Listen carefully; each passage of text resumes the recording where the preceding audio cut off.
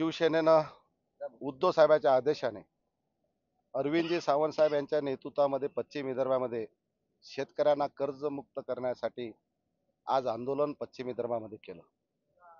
अकोला जिल्ह्यामध्ये माझ्या नेतृत्वात, अमरावतीमध्ये सावंत साहेबांच्या नेतृत्वात, बुलढाण्यामध्ये आमचे आमदार, बुलढाण्याचे जिल्हा प्रमुख यांच्या नेतृत्वात संपूर्ण विदर्भामध्ये आज शिवसैनिक शेतकऱ्याला घेऊन रस्त्यावर उतरला. आज अनेक आत्महत्याग्रस्त कुटुंबातल्या महिला सुद्धा ह्या 45 डिग्रीच्या तापमानामध्ये उपस्थित झाल्या. आम्ही त्या महिलांना, त्या ताईंना म्हटलं, आपण 45 डिग्रीचं तापमान आहे, आपण आपल्या लहान 6 वर्षाच्या बाळाला घेऊन आपण मोर्चामध्ये का आल्या? त्या महिलांनी त्यांची व्यथा सांगितली. माझ्या सासऱ्यांनी आत्महत्या, कर्जापायी आत्महत्या केली. माझ्या नवऱ्यांनी कर्जापायी आत्महत्या केली. एकही भारतीय जनता पार्टीचा नेता ह्या जिल्ह्यातला आम्हाला भेटायला आला नाही. आम्हाला शासनाची कोणती मदत मिळाली नाही. आणि आत्महत्या झाल्यानंतर त्या कुटुंबाचे काय हाल होतात. माझे हाल झाले, माझ्या मुलाचे हाल झाले, परंतु असे हाल कोणत्या शेतकऱ्याच्या दुसऱ्या कुटुंबाचे होऊ नये. कोण्या शेतकऱ्यानं आत्महत्या करू नये, कर्जापायी आत्महत्या करू नये, म्हणून आज शिवसेनेच्या ह्या मोर्चामध्ये मी सहभाग घेतला आणि शेतकऱ्यांना आव्हान एवढंच करायला आलो की बाबा हो, आत्महत्या करू नका.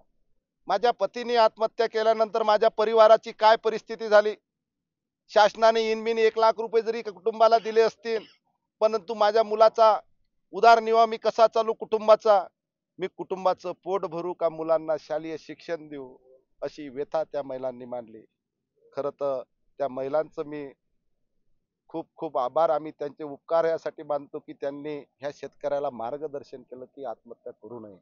45 डिग्रीमध्ये ते महिला तिथे आली आणि देवेंद्रजींनी घोषणा केली होती, निवडणुकीमध्ये एखादा फिल्मी हिरो जसा डायलॉग बाजी करते तसा प्रचारामध्ये त्यांनी डायलॉग बाज्या केल्या की आम्ही शेतकऱ्याचा 7-12 कोरा कोरा कोरा करू. फिल्मी हिरो सारखे डायलॉग ते त्यावेळेस मारत होते. आज कुठे गेले तुमचे डायलॉग? आज 6 महिने झाले सरकार या महाराष्ट्रामध्ये बसलं, तरी सुद्धा शेतकऱ्याचा 7-12 कोरा झाला नाही. आज जवळपास 10 ते 15 हजाराच्या वर शेतकरी, 500च्या वर ट्रॅक्टर घेऊन या मोर्चामध्ये सहभागी झाले.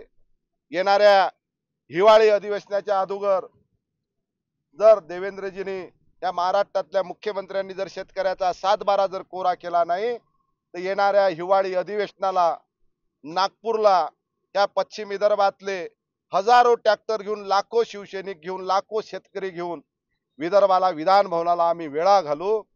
त्याच्या अगोदर तुम्ही कर्जमुक्त करा, नाही तर नागपूर अधिवेशनाला ह्या महाराष्ट्रातला, ह्या विदर्भातला शेतकरी ट्रॅक्टर मोर्चा घेऊन नागपुरात दाखल होईल.